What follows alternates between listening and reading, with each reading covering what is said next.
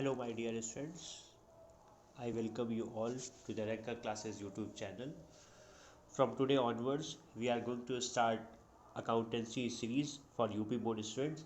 आज हम आपके लिए लेकर आए हैं आप सभी यूपी बोर्ड के स्टूडेंट के लिए अकाउंटेंसी सीरीज़. आज के इस सीरीज़ में हम लोग चैप्टर 1 पे बात करने वाले हैं जो कि है non profit organisation. Most important questions हम आपके लिए लेकर आ गए हैं बोर्ड पॉइंट ऑफ व्यू से, जो आपके 2022 में बोर्ड आने वाले हैं. तो इसी के साथ हम आशा करते हैं कि आप सभी अपने घर पर होंगे, सुरक्षित होंगे और पढ़ाई को कर रहे होंगे. तो चलिए चलते हैं अपने पहले क्वेश्चन की तरफ. पहला क्वेश्चन है आज का, define not for profit organisation. Non for profit organisation क्या होती है? Organisation not for profit organization are those organization which are set up with prime objective of social welfare of the society. Profit earning is not the objective of such organization. It include schools, hospital, trade unions, religious organizations, etc. and etc. कहने का मतलब है, बहुत simple word में मैंने आपको समझाने की कोशिश की है कि नॉन फॉर प्रॉफिट ऑर्गेनाइजेशन क्या होती है. ठीक है बेटा, वो ऐसी संस्था जिसका काम हो समाज का कल्याण करना, समाज की भलाई करना, सोशल अपलिफ्टमेंट करना, उस संस्था को हम क्या बोलते हैं? Non for profit organisation. I hope so कि पहला क्वेश्चन सबको समझ में आ गया होगा. कभी कभी एग्ज़ाम में ये पूछ लेता है एक क्वेश्चन, मैं आपको ऐसे ही बता देता हूँ कि why non for profit organisation do not make profit and loss account. Profit and loss account क्यों नहीं बनाता? तो बड़ा सिंपल सा आंसर है इसका कि non for profit organisation do not make profit and loss account because it does not focus on profit earning.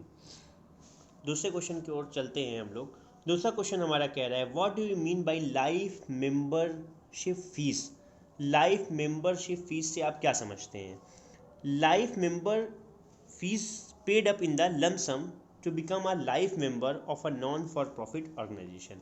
मतलब जैसे आप किसी क्लब में मेंबर बनना चाहते हैं, ठीक है, किसी इंस्टीट्यूशन के मेंबर बनना चाहते हैं, तो एक आप लमसम अमाउंट, लेट्स से 5,000 10,000 आप एक पैसे को देते हैं उस फर्म के मेंबर बनने के लिए, जिसको हम बोलते हैं लाइफ मेंबरशिप फीस. जैसे कि आप आजकल बड़ा मूवी का ज़माना है, हॉटस्टार का सब्सक्रिप्शन ले रहे हैं, अमेजन का सब्सक्रिप्शन ले रहे हैं, it is just like that. समझाने के लिए आप ले सकते हैं. ठीक है बेटा, नेक्स्ट क्वेश्चन की ओर चलते हैं. State fund receive by non for profit organisation. अब ये जो नॉन फॉर प्रॉफिट ऑर्गेनाइजेशन होते हैं, इसके फंड कहाँ कहाँ से मिलते हैं? तो the various sources of fund for a non for profit organisation are individual donation. एक आदमी कोई भी डोनेट कर सकता, आप कर सकते हैं, हम कर सकते हैं, और करना भी चाहिए. मेंबरशिप फीस, गवर्नमेंट ग्रांट हो गया, स्पॉन्सरशिप हो गई, एक्सेट्रा एंड एक्सेट्रा. ये सारे ज़रिए हैं, तरीके हैं नॉन फॉर प्रॉफिट ऑर्गेनाइजेशन के फंड के रिसीव करने के लिए. ठीक, ये सारे बहुत ही इंपॉर्टेंट क्वेश्चन है बोर्ड के पॉइंट ऑफ व्यू से. जिन बच्चों को पीडीएफ चाहिए होगी वो कमेंट बॉक्स में नंबर दिया हुआ है हमारा, आप मैसेज कर सकते हैं, हम उनको पीडीएफ भी दे देंगे इसकी.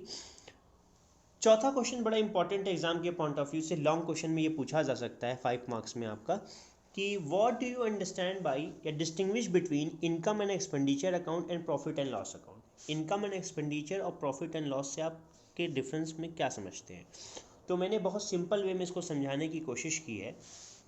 पहला ऑब्जेक्टिव के बेसिस पे, दूसरा प्रिपेयर्ड बाई के बेसिस पे, तीसरा बेसिस ऑफ प्रिपरेशन से, और चौथा है बैलेंस से.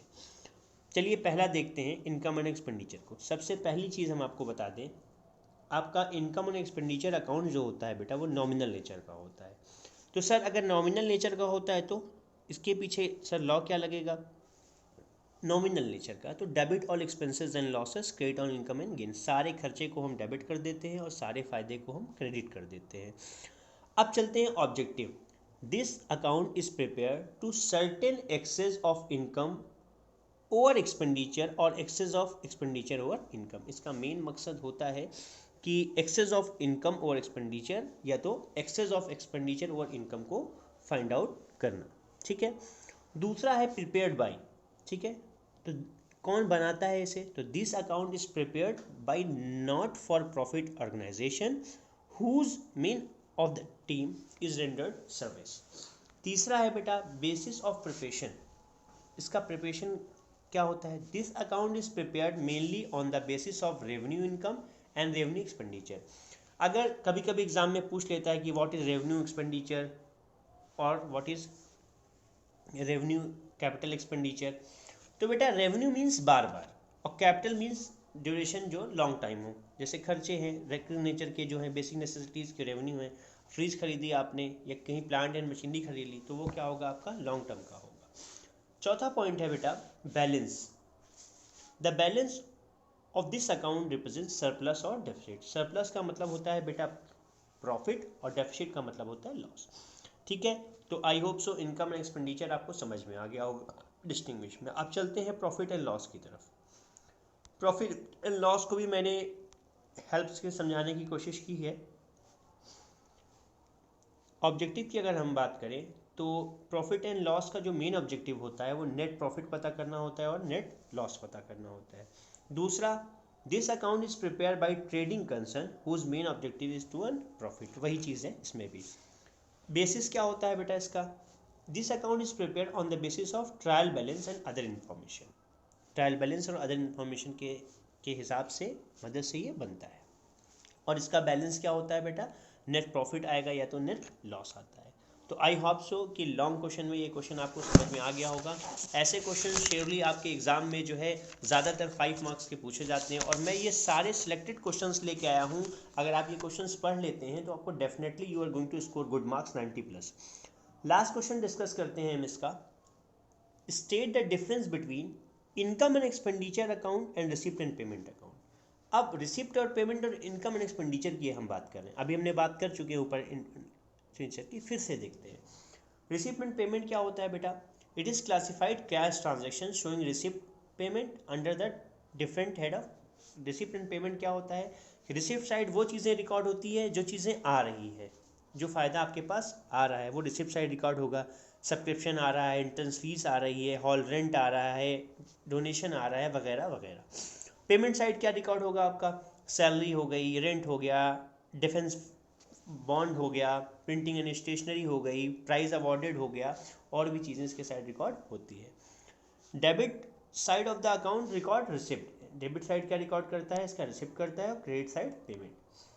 ठीक है, it shows receipt and payment during the year whether they relate to the past year, current year और succeeding year. Income and expenditure क्या होता है बेटा? It is like a profit and loss account. ये कैसा होता है? प्रॉफिट एंड लॉस अकाउंट होता है बेटा।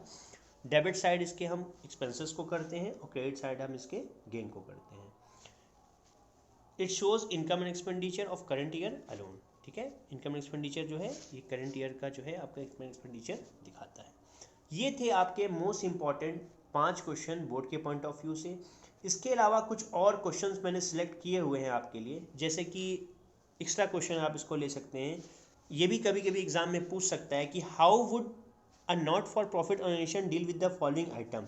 अगर आप नॉन फॉर प्रॉफिट ऑर्गेनाइजेशन को बना रहे हैं तो इस आइटम को आप कैसे डील करेंगे? तो पहला, अगर आउटस्टैंडिंग सब्सक्रिप्शन है तो मतलब कहाँ पर इसको लिखेंगे? तो आउटस्टैंडिंग सब्सक्रिप्शन हमेशा हम कहाँ लिखते हैं? Debit side. कहाँ लिखते हैं हम? ठीक है, आउटस्टैंडिंग सब्सक्रिप्शन हम कहाँ लिखते हैं? हमेशा डेबिट साइड लिखते हैं इनकम एंड एक्सपेंडिचर के। ठीक है, समझ में आ रही बात आपको? और उसके बाद जो है आपका इसको दिखाते कहाँ है? बैलेंस शीट में। कहाँ दिखाते हैं हम? हमेशा बैलेंस शीट में इसको दिखाते हैं, एसेट साइड। ठीक है, उसके बाद है बेटा subscription receive in advance. Subscription कहाँ दिखाते हैं हम? बैलेंस शीट के लायबिलिटी साइड। फिर टूर्नामेंट फंड है, टूर्नामेंट फंड भी हम कहाँ दिखाते हैं? बैलेंस शीट के लायबिलिटी साइड। ठीक है, आई होप सो आपको चीज़ें समझ में आ गई होगी। दूसरा क्वेश्चन है what do you mean bye income and expenditure account. पहले ही हम इसको डिस्कस कर चुके हैं। तीसरा, state the various type of fund. Types of fund बेटा, जनरली फंड जो है 2 टाइप के होते हैं, अनरिस्ट्रिक्टेड फंड और restricted fund.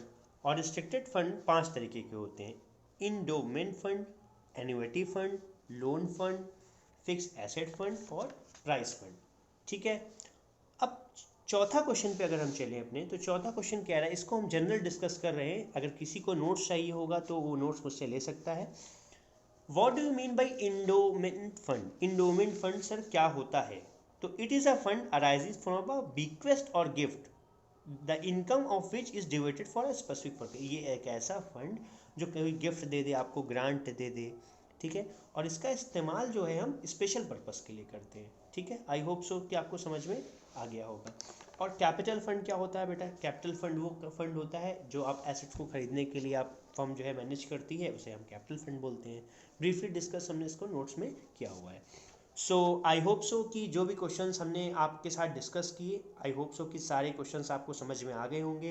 If you have any queries regarding any question, of if you have any doubt, ask me in comment section. आप comment section में पूछ सकते हैं।